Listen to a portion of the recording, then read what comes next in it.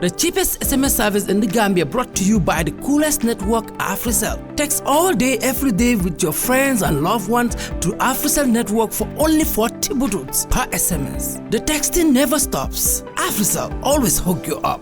Walk into any AfriCell outlet today to grab your own AfriPhone for $550 and receive 200 minutes of talk time spread over 2 months, all for free.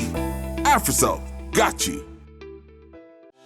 Talk till you drop. Enjoy free calls every morning between the hours of 6 a.m. and 10 a.m. Pay for the first minute and the rest of your call is free. Nothing beats this. Let the conversation begin. With AfriCell, you're never out of credit even if you're out of cash. Borrow up to $250 as credit with the AfriCell Cholera Credit. Send a blank SMS to 152 to activate the Cholera Credit. AfriCell Cholera Credit, the solution for you.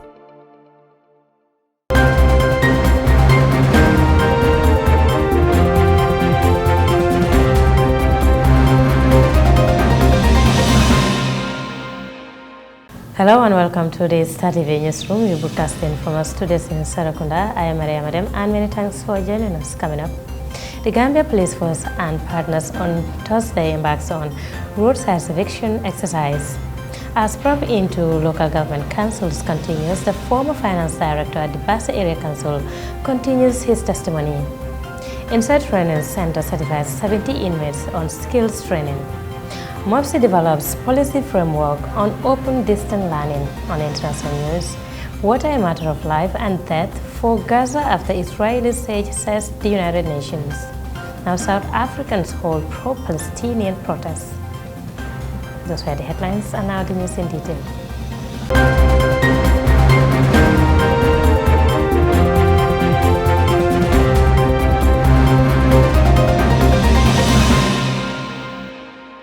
Many thanks for joining us. Now, the Gambia Police Force, along with other sister services and stakeholders, on Monday morning embarked on a comprehensive eviction exercise.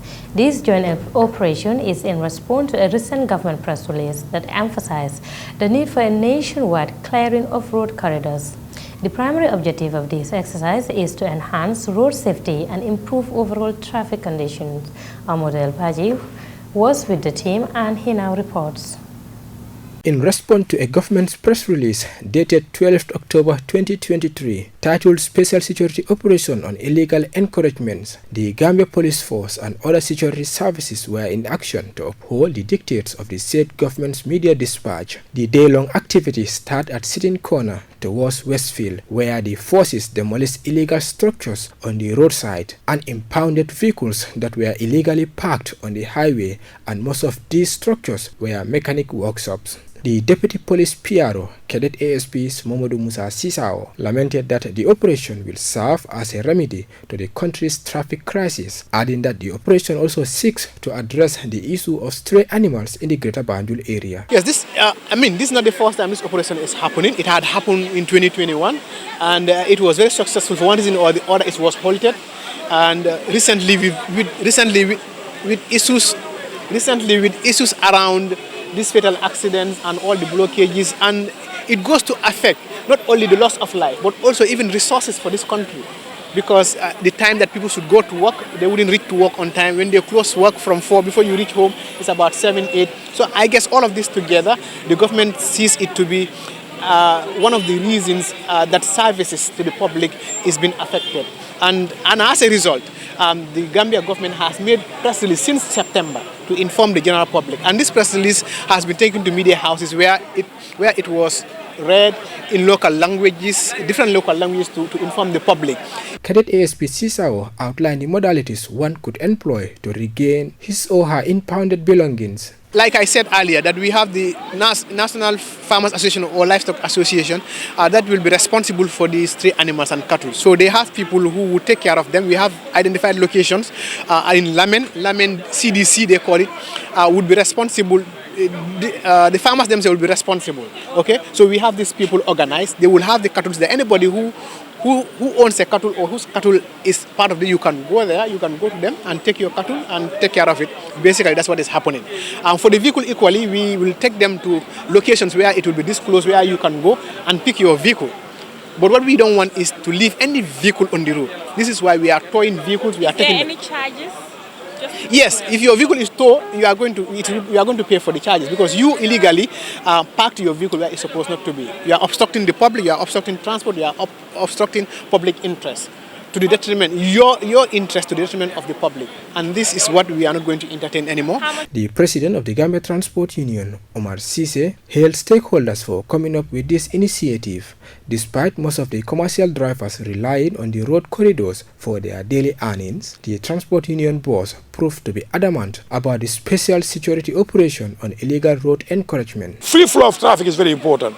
The road is not about the only road aspect. The feeder road, the road corridor is very important in terms of any emergency issue, in terms of if situation happen, if you have a breakdown, in terms of the footpath, this is very important to allow traffic to flow. So that's why the stakeholders come together so that we can implement this road corridor, so the road corridor can be free. Because this road corridor is belonging to the state. It's against the Motor Traffic Act. It's against the highway code. So if that's the case, that's why we combine together. Government want the general public so that they can remove. But still people are insisting. So that's why the task force come in to implement that directive, to implement that law for the benefit of the old government people. You understand that most of the people under your administration, that is the Gambia Transport Union, having garage within these combos is a big nightmare, and they rely on these footpaths to make their daily earnings. What does it mean to them, or what message do you have for them? That's a concern, but no matter how the environmental situation are, the safety precaution is most important. Let's take that as a note. We all know we have a garage challenge. We all know we have a speed challenge, but the security aspect, our own safety is most important. The garage issues, we are working with the government through Minister of Lands, the Municipal Council, what we can do to have the garage. But if government want to allocate the garage, not everywhere, we need all the central car parks so that vehicle can come back and go to our final destination. But the garage, sometimes it's just creating congestion. Even as far as transport management is concerned, it's not a good approach. The garage we are requesting from the government, not petty garage. You are going to have a central car park for each region have a central car park so that all the commercial vehicles, anyone on your board a vehicle, you can go to the central car park and take your vehicle, but not the petty garage. So, but we, the team, the union and the stakeholders, we are working with the government tirelessly to make sure that situation we have been, been changed. Inshallah, that's our priority. But no matter how, the security aspect, but the road safety and safety of the road all users is the most important aspect as far as we are concerned. This nationwide joint operation featured the arrest of individuals who have obstructed the police while carrying out their duties. Meanwhile, the operation continues tomorrow. For Star TV, I am Model Baji. That was Model Baji reporting there. Now moving on, as the probe into local government councils continues, the former finance director at the Basse Area Council on Thursday once again appeared before the commission to continue his testimony on the council's financial dealings. These proceedings focus mainly on the withdrawals of millions of dollars by staff under Mr. Suso's department without due process. More in this report.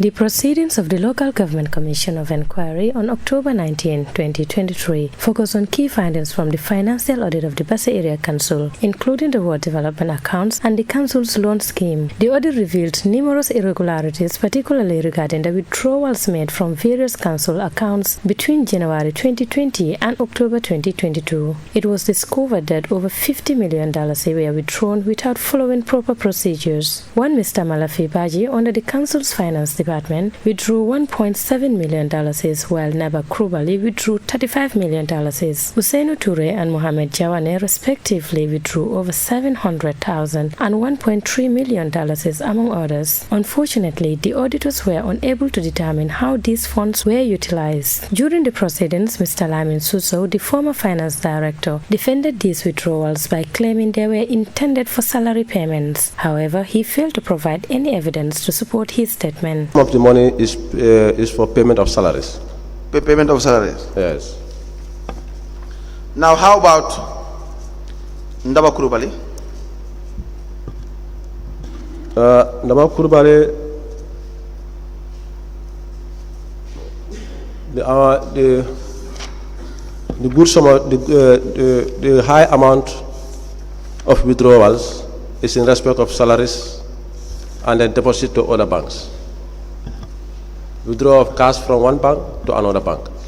Why would that be the case? in most cases, when it's time for payment of salaries, if a particular bank is having money, we will withdraw and deposit into other banks. Why won't you do bank-to-bank transfer, RT?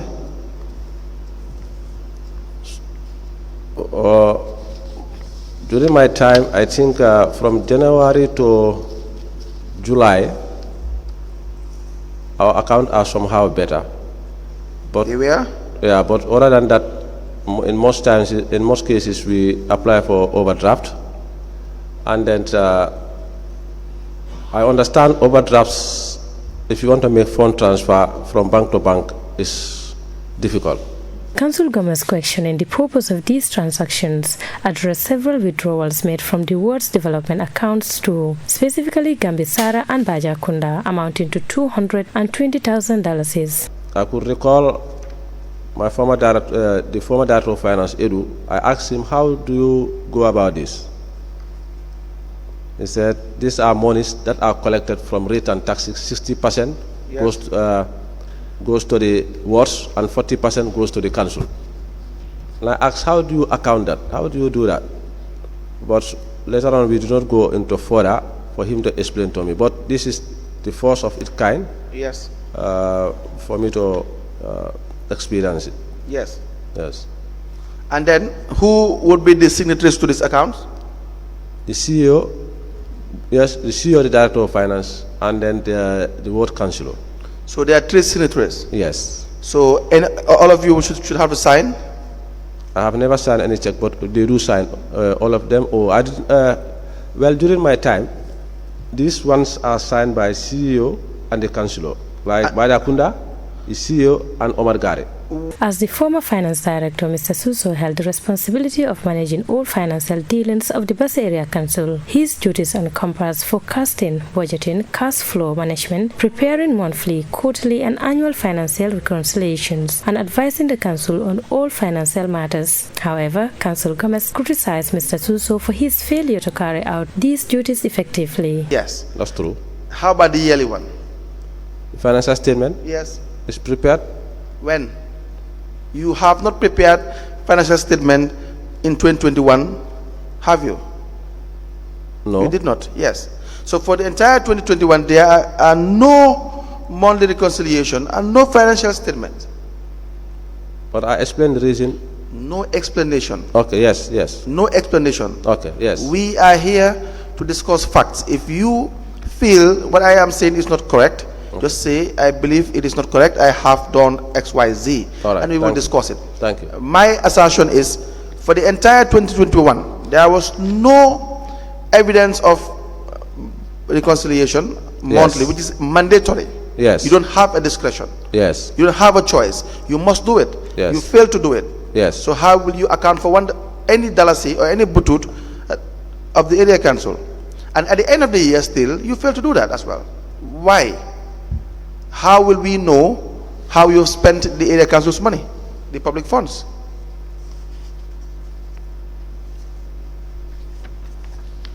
It's a question.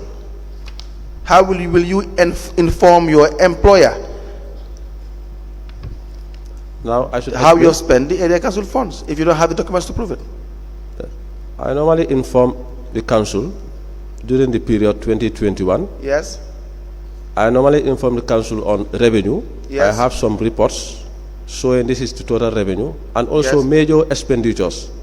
Simply because by the time we cannot, our ledgers were not, the module was not completed in the system. Yes. So what I normally do is that the total revenue collected against major expenditures that were made within the period. Mariam Rem, reporting for Star TV News. Now moving on Thursday morning, Inside Training Center and 8 partners organized a graduation ceremony at the prison service in Banjul. The event celebrated the achievements of 67 inmates and 3 prison officers who successfully completed an intensive skills training program. As our Hadijaju reports, this training initiative has the primary goal of preparing inmates with valuable skills that will facilitate their integration into society upon completion of their sentences. The ultimate aim is to empower these individuals to become more productive members of society and contribute meaningfully to their communities. This training program is an outline of the prison's goal and mission, which is in line with the good standards of prisons management and reform, rehabilitation and integration. Over the years, Inside Training Center has been partnering with the Gambia Prison Service to provide skills training to prison officers and inmates. Speaking at the ceremony, the Director General of the Gambia Prison Service, Ansumana Mane, highlights the significant improvement his management has registered with partners in supporting inmates to acquire skills through training programs. We all know that one of our key mandates is rehabilitation of inmates, and this process has assisted us in training them to be better persons in society. However, back in 2016, when there were no skills workers like this, we used to hire someone from outside to do the work, which used to cost us huge amount of money at the end of services. He added that the training has greatly mitigated the rate of conflict in prison, appealing to the graduates to use the knowledge gained when they get out of jail. Part of the security sector reforms targets to improve the management and supervision on the roles of prison officers by building their capacity with skills to ensure the fundamental human rights of inmates are respected, as well as improving skills and knowledge for transforming the lives of inmates. You have given life skills to these individuals who thought they have no hope and they cannot contribute to the society. But you have proven to the rest of the country that offending the law does not mean that you cannot contribute meaningfully to the society. Ismaila Cisse, principal of Inside Training Center, said the purpose of this collaboration is geared towards equipping inmates with skills and knowledge that they can use to better their lives as they integrate back to the society. Mr. Cisse thanked partners for supporting this training to be a success.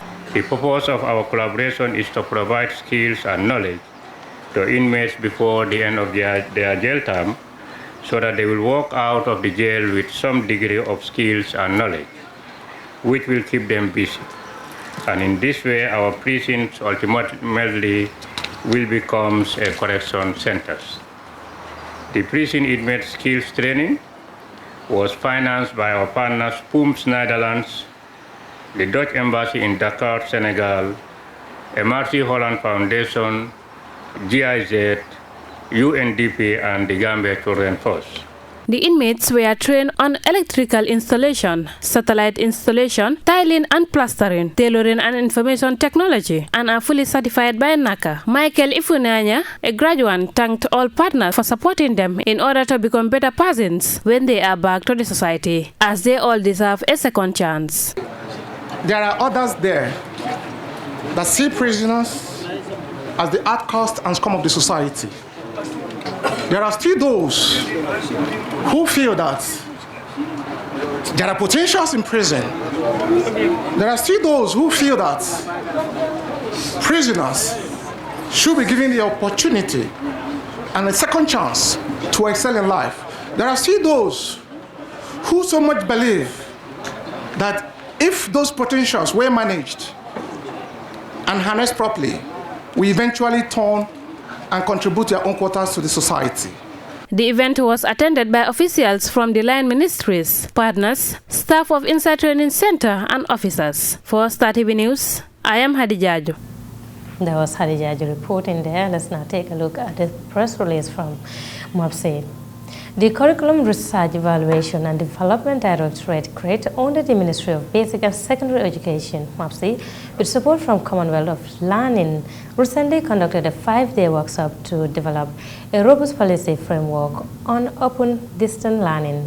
Held at the CRED Hall in Canifing, the event brought together seasoned educationists to judiciously develop a primary document that will enhance and enlighten ODR policy premised on providing access to education for all Gambians. The Open Distance Learning Program seeks to provide accessible and quality education to every Gambian, including both the formal and non-formal sector. According to the statement, the ministry has placed high premium on open distance learning and reaching out to people to provide education for all, yearning for a meaningful and prosperous society through education. The importance of the program in helping out of school students with low passes in Gabasi and WAS exams. It said it is to have the opportunity to attend remedial classes through seasoned tutors, thereby integrating into the education system. The release ends. We will now take a short commercial break, and when we return, they just continue. Stay tuned. No, bul worry, Ablay. Ah, man, after money la neka. Ah, yo tamit. After money. Wow, di. Money, so jinde after money, then la may 150% bonus. Talusi gana ne moy. Boy jende $50, dinga am $75 bonus credit. Ninga def rek moy danga dial star 777 hash nga register sa bopa mu laaj la sa tour nga def sa tour ak sa santa mu ibil la account bi jëndal $20 credit ak sa AfriMoney Buzz Voice ñu may la extra $30 AfriCell bonus credit. Dial star 777 hash nga tànn ñaar ak yomba dawal dem seeti AfriMoney agent bi la gën a jege wala AfriCell customer care nga deposit xaalis ci sa wallet bi nga tàmbalay bànneexu ci 150% bonus boo jëndee credit ci sa AfriMoney ak sa Buzz Voice sa bonus di gën a yokk. démb ngeen bëgg lan ngeen bëgg ku leen di yëngal ku leen di yëngal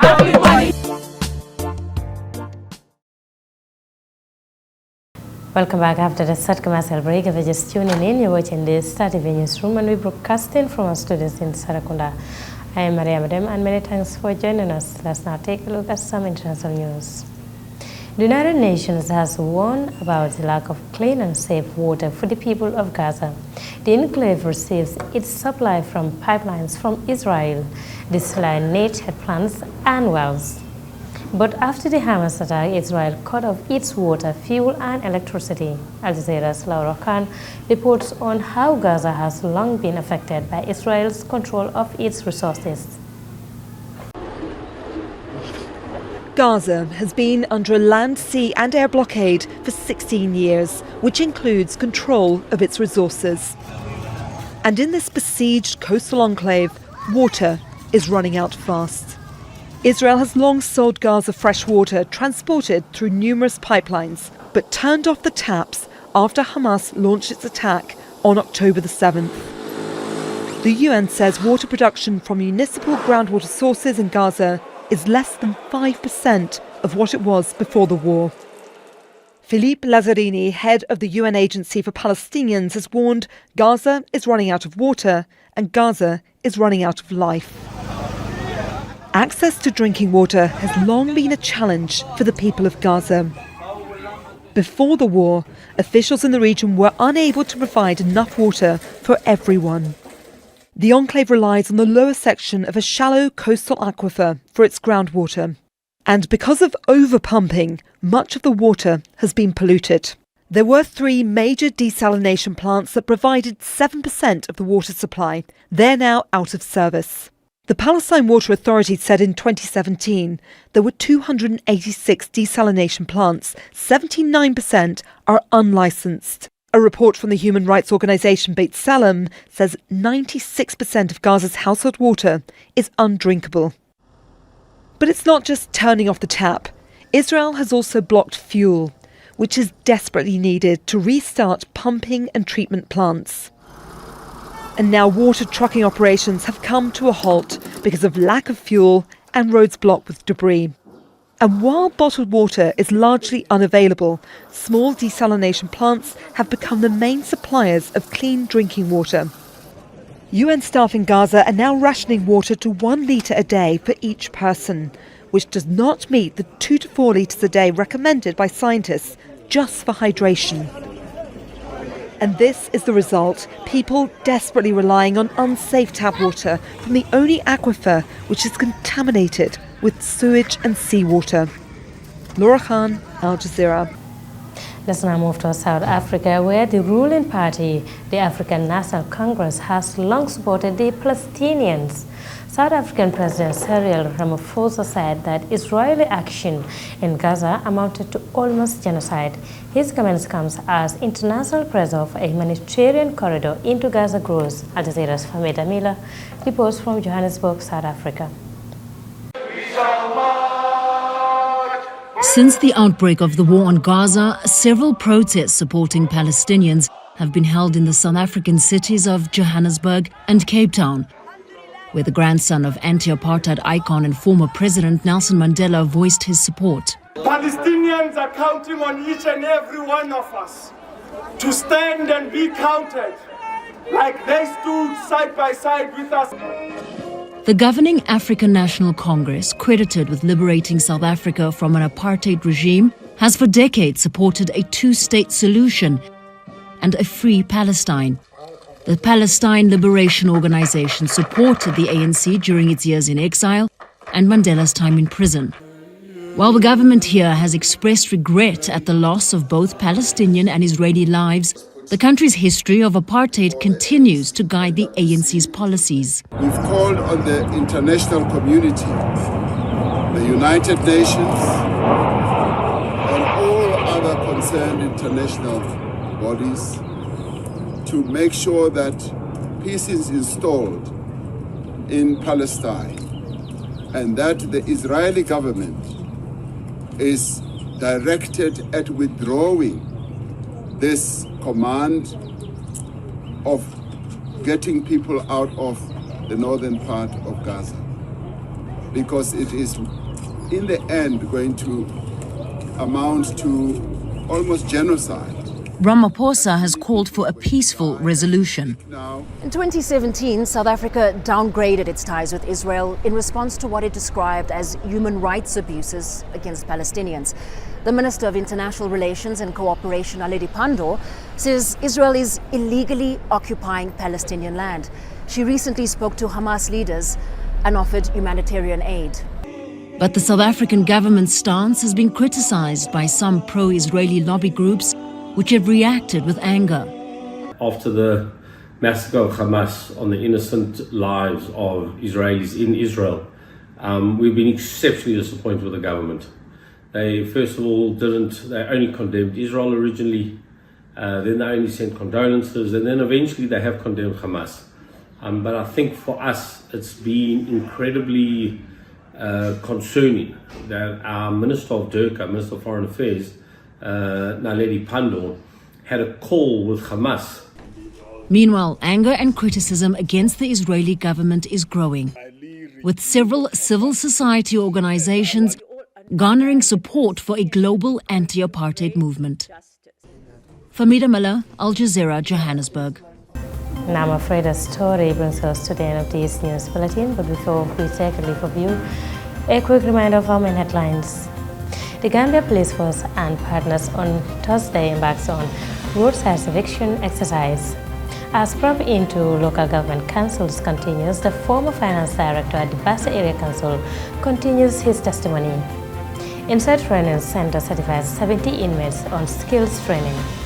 MOPSI develops policy framework on open distance learning. On international news, water a matter of life and death for Gaza after Israeli siege, says the United Nations.